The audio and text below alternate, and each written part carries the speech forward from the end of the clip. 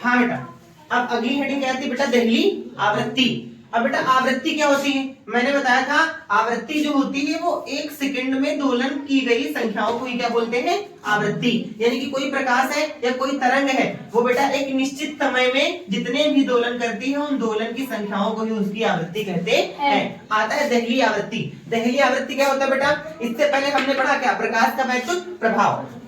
प्रकाश जब किसी धातु की सतह पर पड़ता है तो वहां से इलेक्ट्रॉन उत्सर्जित होते हैं। प्रकाश का किसी धातु पर पड़कर इलेक्ट्रॉन उत्पन्न करने की क्रिया ही प्रकाश का वैद्युत प्रभाव कहलाती है। अब जो हेडिंग पढ़ने को कहा देहली आवृत्ति, वह न्यूनतम या उचित आवृत्ति का प्रकाश, न्यूनतम या उचित आवृत्ति यानी कि न्यूनतम सबसे कम है ना बेटा, वह न्यूनतम आवृत्ति का प्रकाश जो किसी धातु की सतह से इलेक्ट्रॉन उत्सर्जित करता है उसे ही देहली आवृत्ति कहते हैं। कहने का मतलब जब बेटा प्रकाश किसी धातु पर पड़ेगा है ना, तो कोई प्रकाश की किरण न्यूनतम आवृत्ति की होगी और कोई अधिकतम आवृत्ति की। अधिकतम आवृत्ति को छोड़ देते हैं, जब बेटा किसी धातु पर कोई प्रकाश किरणें पड़ती हैं तो जो सबसे न्यूनतम आवृत्ति की प्रकाश होती है उससे जो इलेक्ट्रॉन उत्सर्जित होता है उसे ही बोलते हैं देहली आवृत्ति। देहली आवृत्ति को किससे लिखते हैं बेटा, म्यू नॉट से।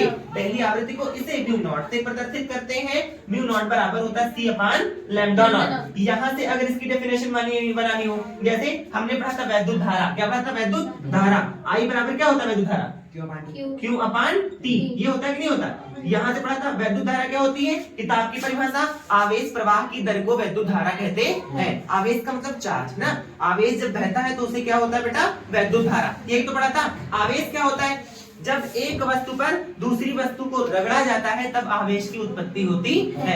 बचपन हम लोग कंघी बालों में करते हैं ना, कंघी करते कि नहीं करते। और एक छोटा सा खेल बचपन में हम लोग क्या करते थे कि पेन को लेके सर पर ऐसे रगड़ते थे और कागज के छोटे छोटे टुकड़ों के पास जब पेन लेके जाते थे तो कागज के टुकड़े उसमें चिपक जाते थे। वही क्या होता था, आवेश है ना। आवेश दो प्रकार का होता है, धनात्मक और ऋणात्मक आवेश। धनात्मक आवेश क्या होता है, ऐसा आवेश जिसमें इलेक्ट्रॉनों की संख्या कम होती है। धनात्मक से जितना ज्यादा होगा ना, अपोजिट होता है, ठीक। धनात्मक आवेश वह आवेश होता है जिसमें इलेक्ट्रॉनों की संख्या कम होती है, और ऋणात्मक आवेश ऐसा आवेश जिसमें इलेक्ट्रॉनों की संख्या अधिक होती है, ज्यादा होती है ना बेटा। तो यहाँ से हमने पढ़ा था ये वैद्युत धारा को I से लिखते हैं ना, इसको हमने पढ़ा था आवेश प्रवाह की दर को, यानी आवेश बहने की दर को ही क्या बोलते हैं, वैद्युत धारा। आवेश बराबर होता है Q/T, सॉरी वैद्युत धारा बराबर होता है Q/T। Q से क्या होता है आवेश और T से क्या होता है समय, और ये जो लगा होता है बटे, इसके मतलब क्या होता है अनुपात। तो यहाँ से परिभाषा क्या बनाई गई बेटा, आवेश तथा समय के अनुपात को वैद्युत धारा कहते हैं। समझ आया, ये आवेश हो गया Q, T क्या हो गया समय, तो आवेश तथा समय के अनुपात को, बटे का मतलब अनुपात, अनुपात को ही वैद्युत धारा कहते हैं। यही से इसी से इस फार्मूले से इसकी डेफिनेशन बनाओ देहली आवृत्ति की। C क्या होता है चाल, इसकी चाल प्रकाश की, और निर्वात या वायु में प्रकाश की चाल कितनी होती है, 3 × 10⁸ है ना बेटा। तो प्रकाश की चाल तथा न्यूनतम तरंग दैर्ध्य, लैम्डा क्या होता है तरंग दैर्ध्य, और लैम्डा के सफिक्स में 0 लग जाता है तो न्यूनतम। जैसे म्यू होती है आवृत्ति और ये म्यू 0 क्या हो गया, देहली आवृत्ति न्यूनतम, न्यूनतम है ना बेटा। तो देखो प्रकाश की चाल तथा, है ना, समझ रहे हो, निर्वात में प्रकाश की चाल तथा न्यूनतम तरंग दैर्ध्य के अनुपात को देहली आवृत्ति कहते हैं। हो गया तो डेफिनेशन, कोई भी लिख सकते हो, ठीक बेटा। इसे म्यू नॉट से प्रदर्शित करते हैं, और इसका जो मान होता है, यानी म्यू नॉट का जो मान होता है वो अलग अलग धातुओं के लिए अलग अलग होता है। सोने पे अलग, चांदी पे अलग, लोहे पे अलग, सब पे क्या होता है मान उसका अलग अलग। समझ आया बेटा, नोट करो। हाँ बेटा, तो अब बेटा जो हमारी नेक्स्ट हेडिंग है वो क्या है, देहली तरंग दैर्ध्य, है ना।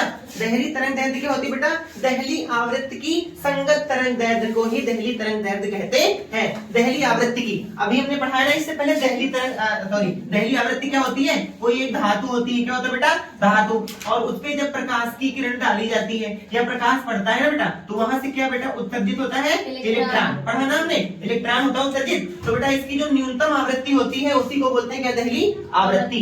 तो प्रकाश किरण जब किसी धातु पर पड़ती है तो वहां से इलेक्ट्रॉन उत्सर्जित होते हैं। प्रकाश किरणों की न्यूनतम आवृत्ति से जो इलेक्ट्रॉन उत्सर्जित होता है उसे क्या बोलते हैं, देहली आवृत्ति, है ना। यहीं से अगर परिभाषा बनाना चाहो देहली तरंग दैर्ध्य की तो भी बना सकते हो। क्या बनेगा तब बेटा, प्रकाश की वह न्यूनतम तरंग दैर्ध्य, प्रकाश की वहां न्यूनतम तरंग दैर्ध्य जिससे इलेक्ट्रॉन उत्सर्जित होते हैं दहली तरंग दैर्ध्य कहलाती है। समझ आया ना बेटा? और दहली तरंग दैर्ध्य का सेम बिल्कुल वैसे होता है अपोजिट क्या दहली तरंग दैर्ध्य, इससे लिखा गया है दहली आवृत्ति की संगत तरंग दैर्ध्य को ही दहली तरंग दैर्ध्य कहते हैं। इसे बेटा किससे प्रदर्शित करते हैं? लैम्डा नॉट से। Lambda naught is equal to c बटे v नॉट। यहाँ से अगर इसकी परिभाषा बनाना चाहो तीसरी डेफिनेशन तो क्या बनाओगे बेटा? c क्या होती है? प्रकाश की चाल। तो निर्वात में प्रकाश की चाल तथा ये v नॉट क्या होता है? न्यूनतम आवृत्ति। न्यूनतम आवृत्ति ना, तो बेटा निर्वात में प्रकाश की चाल तथा न्यूनतम आवृत्ति के अनुपात, बटे का मतलब अनुपात, अनुपात को दहली तरंग दैर्ध्य कहते हैं। क्लियर? आगे बेटा पढ़ते हैं प्रकाश वैद्युत का कार्य फलन। प्रकाश वैद्युत का कार्य फलन यानी कि कार्य फलन, कार्य करने का फल। हम लोग कोई काम करते हैं तो उसका कुछ न कुछ तो फल मिलता ही है। वैसे बेटा पढ़ेंगे प्रकाश वैद्युत का कार्य फलन है ना बेटा, वह न्यूनतम ऊर्जा, कौन सी ऊर्जा? न्यूनतम, नॉट अ मैक्सिमम, मिनिमम है ना। उस न्यूनतम ऊर्जा का प्रकाश जो किसी धातु की सतह से इलेक्ट्रॉन उत्सर्जित करा दे है ना, उसकी क्षमता जो होती है उसे ही प्रकाश वैद्युत का कार्यफलन कहते हैं। W इज इक्वल टू होता है h म्यू। क्या होता है? h mu. अब बेटा जो h होता है ये होता है प्लांक नियतांक। क्या होता है? प्लांक नियतांक। नियतांक तो पढ़ा है ना, कूलाम के नियम में भी क्या आया था? आया था ना Q1 * Q2 R square 1/4 pi epsilon not इसका मान होता है। तो जो नियतांक होता है उसका कभी भी कोई मान नहीं होता, लेकिन प्लांक नियतांक का एक डेफिनेट मान होता है और ये जो h होता है इसका मान होता है 6.6 इंटू 10 की पावर माइनस का 34 जूल प्रति सेकंड। समझ में आ गया बेटा? स्क्रीनशॉट लो, नोट करो। हाँ बेटा, तो अब अभी हमने पढ़ा बेटा प्रकाश वैद्युत का कार्य फलन, उस पे एक न्यूमेरिकल देख लेते हैं ना बेटा। देखो हमारे पास सवाल दिया गया है किसी धातु पृष्ठ की न्यूनतम आवृत्ति 50 हर्ट्ज है। कितनी बेटा? 50 हर्ट्ज। और ये दिया क्या गया? न्यूनतम आवृत्ति। न्यूनतम आवृत्ति को किससे लिखते हैं? v नॉट पे, है ना बेटा। v नॉट दिया गया कितना बेटा? 50 हर्ट्ज। ये दिया गया ना बेटा, यहाँ पे दिया गया। अब ये दिया गया है म्यू नॉट बराबर 50 हर्ट्ज। तो कार्यफलन ज्ञात करना। कार्यफलन क्या होता है बेटा? W। हमसे W पूछा जाएगा बेटा। और कार्यफलन में अभी हमने पढ़ा W इज इक्वल टू क्या होता है? H into mu naught. ये पढ़ा कि नहीं पढ़ा बेटा? और बेटा ये जो h होता है ये क्या होता है? प्लांक नियतांक। क्या होता है बेटा? h प्लांक नियतांक। जैसे बेटा जो प्रकाश की चाल होती थी उसका मान हमेशा दिया गया होता है 3 × 10 की पावर 8। वैसे बेटा इस प्लांक नियतांक का मान डेफिनेट होता है h बराबर कितना होता है? 6.6 × 10 की पावर माइनस की 34। ये होता है कि नहीं होता? सबका मान रखते बेटा W is equal to h का मान 6.6 इंटू 10 की पावर माइनस की 34 इंटू v नॉट का मान कितना दिया गया? v नॉट का मान 50 है ना बेटा। गुणा करो, कितना आएगा बेटा? करो बेटा, 66 का 5 से गुणा करो,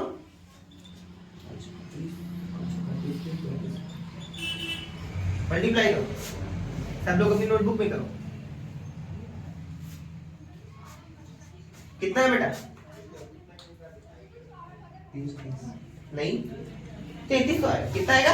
3300। कितना है बेटा? हाँ आया 3300 आया बेटा। 66 का गुणा करेंगे 50 से, कितना आया? 3300। अब देखो इधर बेटा ये कंसेप्ट होता है 66 का गुणा जब 50 से करेंगे तो आया कितना? वो तुम लोग करना 3300, गुणा नहीं बताएंगे, है ना बेटा। अब देखो इस संख्या में तो कोई दशमलव था नहीं, इस संख्या में दशमलव है ना, तो दाहिने के बाद कितनी अंक के बाद दशमलव लगा हुआ है? 1 अंक के बाद। तो दाहिने से 1 अंक के बाद हम क्या लगा देंगे? दशमलव। गुणे का क्या बचेगा बेटा मेरे पास? 10 की पावर माइनस की 34। दशमलव के बाद जीरो का कोई महत्व नहीं होता, तो W बराबर आ गया 330 गुणे 10 की पावर माइनस की 34। आ गया बेटा कार्यफलन का मात्रक जूल प्रति सेकंड। नोट करो फटाक से बस।